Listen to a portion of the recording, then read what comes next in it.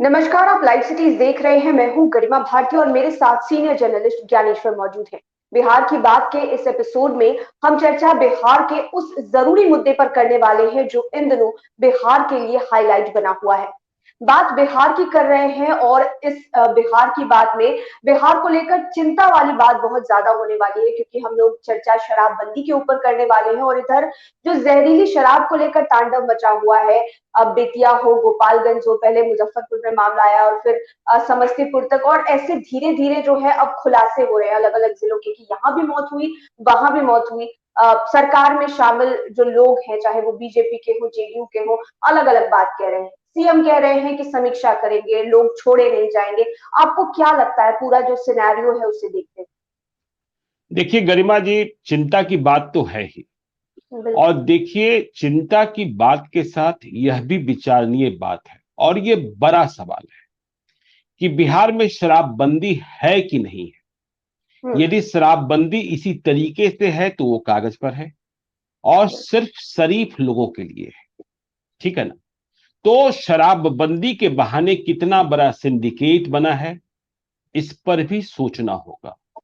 और देखिए, नीतीश कुमार कह रहे हैं बिहार के विपक्ष में बहुत दम नहीं दिखता है, विपक्ष मतलब लड़ना नहीं जानती है। गोपालगंज और बेतिया का मुद्दा और भी कई जिलों से मुद्दे आ रहे हैं। यदि मजबूत विपक्ष होता तो सरकार को भी घुटने के बल पर ला देता, लेकिन वहां कोई आंसू पोंछने भी नहीं गया। आज लगता है पप्पू यादव सिर्फ गए हैं, बाकी लोग कहाँ हैं पता नहीं कैसे है। तो जी खैर, विपक्ष की जी विपक्ष की आपने बात कही कि कोई आंसू पोंछने नहीं गया। चाहते तो तेजस्वी कम से कम गोपालगंज जा सकते थे, क्योंकि वहां से नाता है लालू यादव। हाँ ठीक है, नहीं गए। खैर चलिए, इस पर हम बाद में बात करेंगे। इस पर भी विस्तार से जी बात होनी है बिहार जी। की बात में किसी एपिसोड में। लेकिन देखिए, आज नीतीश कुमार ने कहा है कि हम किसी को छोड़ेंगे नहीं। हम्म। देखिए, बार बार वे कहते हैं, सवाल ये पैदा होता है कि छूट कैसे जाते हैं और छूट के बदले जो लूट हो रही है उसके हिस्सेदार कौन कौन है, हम्म। ठीक है ना। उसके हिस्सेदार, सबसे बड़े हिस्सेदार तो पुलिस वाले हैं। बगैर पुलिस वालों की मर्जी के कुछ हो पाता है, यह कतई नहीं माना जा सकता है। सब कुछ पुलिस की नाक के नीचे चलता है। और आज नीतीश कुमार ने भी सवाल सही किया कि ये जो सीमा पर, मतलब जो बिहार की सीमाएं हैं, चाहे वो उत्तर प्रदेश को लगती हो, चाहे वो बंगाल को लगती हो, या नेपाल को लगती हो, या झारखंड को लगती हो, वहां जो चेक पोस्ट बनाए गए थे वे क्या काम कर रहे हैं। और यदि चेक पोस्ट बनाए गए थे काम नहीं कर रहे हैं तो वहां क्या हो रहा है। मेरा तो यह साफ साफ मानना है कि ये चेक पोस्ट कलेक्शन सेंटर बने हुए हैं। यहां एक ऑर्गेनाइज सिंडिकेट चल रहा है। गाड़ियां उनकी ही पकड़ी जाती है जिनसे इनका हिसाब किताब नहीं बैठता है, या फिर दिखाने के लिए गाड़ियां पकड़ी जाती हैं। तो ये सबसे बड़े कलेक्शन सेंटर बने हुए हैं। और नीतीश कुमार ने आज सवाल भी सही किया। सवाल खुद कर रहे थे, 16 तारीख को समीक्षा बैठक करने की बात कही है। इस बीच किसे किसे पनिश किया जाएगा देखा जाना है, क्योंकि छठ के मौके पर कुछ कर नहीं सकते थे, प्रशासन की बड़ी जिम्मेवारी होती है। तो जी। बात यह पैदा है कि देखिए, सीमा पर नीतीश कुमार ने आज कहा ना कि ठीक है चलिए, उत्तर प्रदेश से गोपालगंज के रास्ते भीतर आ गया बिहार में, लेकिन हम्म। गोपालगंज से पटना आ गया तो छपरा, वैशाली, ये तमाम पुलिस क्या कर रही थी, पटना पुलिस क्या कर रही थी। इसका मतलब नेक्सस गोपालगंज से पटना तक है। हा? और यदि कोडरमा से वो फिर पटना आ रहा है तो कोडरमा भी है, नालंदा भी है, नवादा भी है, सब कुछ है, सब कुछ है। हा? यदि वो नेपाल से आ रहा है तो बेतिया भी है, मोतिहारी भी है, और मुजफ्फरपुर भी है। तो ये नेक्सस। और देखिए, अभी मैं एक आंकड़े को देखकर हतप्रभ हूं, हैरान हूं। आपको पता है कि बिहार में पंचायत चुनाव चल रहे हैं। कुल 8,072 पंचायत है। जी। और पंचायत चुनाव के कारण बिहार के गांव गांव में शराब परोसी गई है। एक नहीं, कई कई मुखिया प्रत्याशियों के द्वारा व अन्य जो उम्मीदवार हैं उनके द्वारा गांव गांव तक शराब पहुंच गई है। और मेरे सामने एक रिपोर्ट है टाइम्स ऑफ इंडिया की, हम्म। कल ही प्रकाशित हुई है। जब मैंने ये रिपोर्ट देखी तो मैं हैरान हो गया। ये जो हुआ है ना गोपालगंज में और बेतिया में और समस्तीपुर में वो बहुत कम हुआ है। आप कल्पना नहीं कर सकते, यह रिपोर्ट इस बात की गवाही दे रही है और पुलिस हेडक्वार्टर के हवाले से जो रिपोर्ट स्टेट इलेक्शन कमीशन जो पंचायतों का चुनाव करा रही है उसे सबमिट की गई है कि बिहार के पंचायत चुनाव में आपको मालूम है कि 11 चरणों में चुनाव हो रहे हैं, 6 चरणों के चुनाव समाप्त हो चुके हैं, 6 चरणों के चुनाव कराए जा चुके हैं। तो टाइम्स ऑफ इंडिया की यह रिपोर्ट कहती है कि इन 6 चरणों के चुनाव में कितने करोड़ लीटर शराब परोसे गए मतदाताओं के बीच। तो देखिए, कितने करोड़ परोसे गए इसका वर्णन तो नहीं है, लेकिन कितने करोड़ लीटर जब्त किए गए इसकी जानकारी है। तो जब्ती कितनी हुई और फिर सोच लीजिए कि उससे अधिक कितनी पिलाई गई होगी। तो यह रिपोर्ट कहती है टाइम्स ऑफ इंडिया की कि इन 6 चरणों में 1 सितंबर 2021 से 3 नवंबर 2021 के बीच बिहार में 3 करोड़ 38 लाख लीटर शराब जब्त की गई है। मतलब पंचायत चुनाव के लिए कहां किस तरीके से शराब की व्यवस्था की गई आप समझ सकते हैं। इस रिपोर्ट को लिखा है रमाशंकर ने।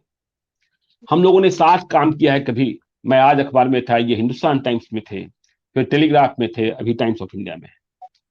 मैंने पूछा रमाशंकर से कि अच्छा ये रिपोर्ट जो आपकी है वो किस आधार पर है।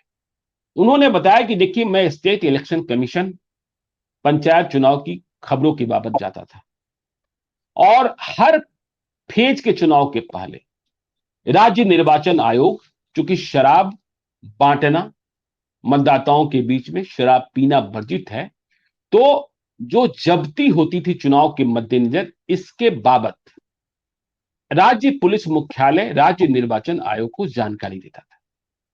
तो हर फेज में जो जानकारी दी जा रही थी उस जानकारी को हमने कलमबंद रखा था अपने नोटबुक में, जिस नोटबुक की बात मैं प्रत्येक रिपोर्टर के लिए कहता हूं कि बहुत जरूरी है। तो उसी नोटबुक के हवाले से इन्होंने, जब यह बेतिया और गोपालगंज का कांड हुआ, तो जानकारी पूरी दी। 3 करोड़ 38 लाख लीटर और 8,072 पंचायतों में चुनाव होने हैं, जिनमें 4,093 पंचायतों में 6 चरणों में चुनाव हो चुके हैं।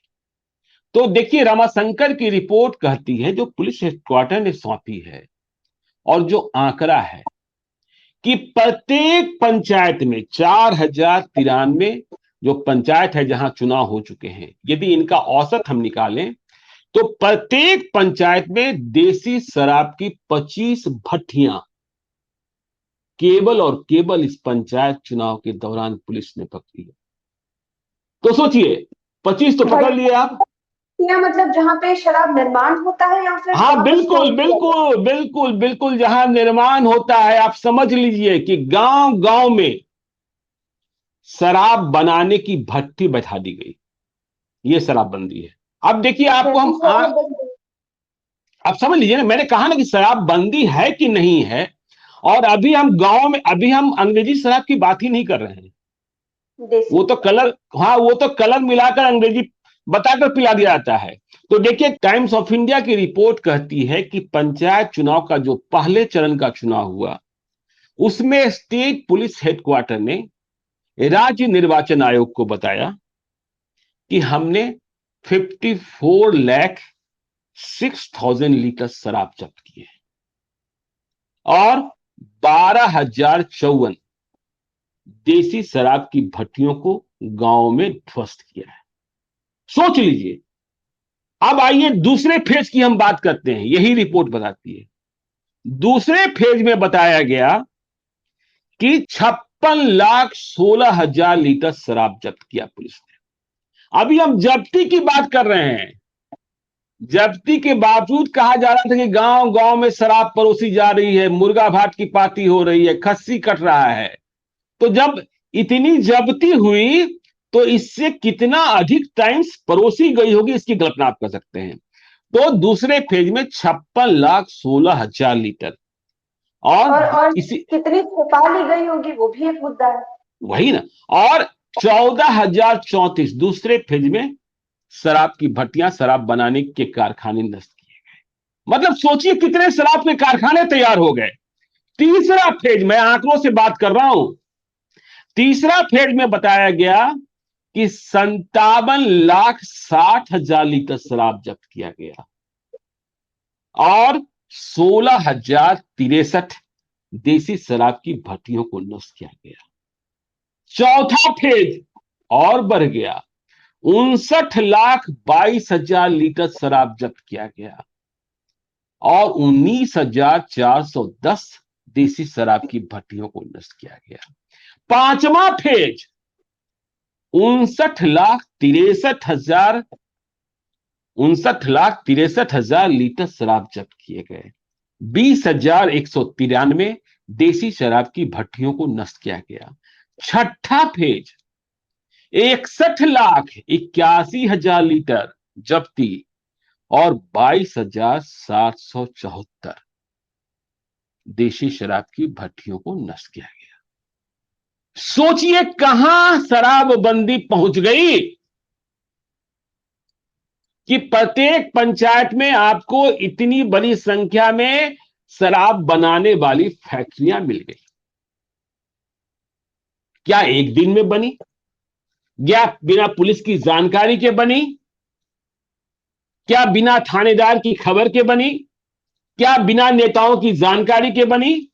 देखिए, मैं स्पष्ट तौर पर कह रहा हूं कि इसमें मिली भगत सिर्फ और सिर्फ पुलिस वालों की नहीं होती है, इसके हिस्सेदार नेता भी होते हैं।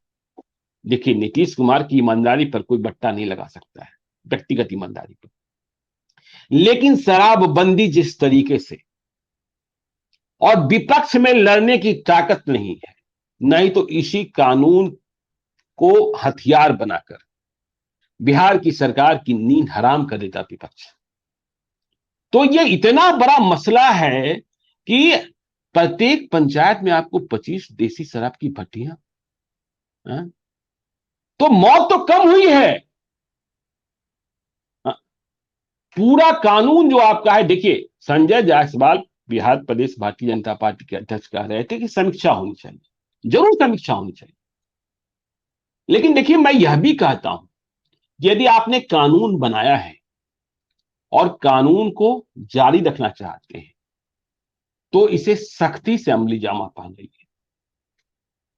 बेईमानों को, चोरों को, देखिए चौकीदार और थानेदार को दंड देने से संकेत नहीं जाता है।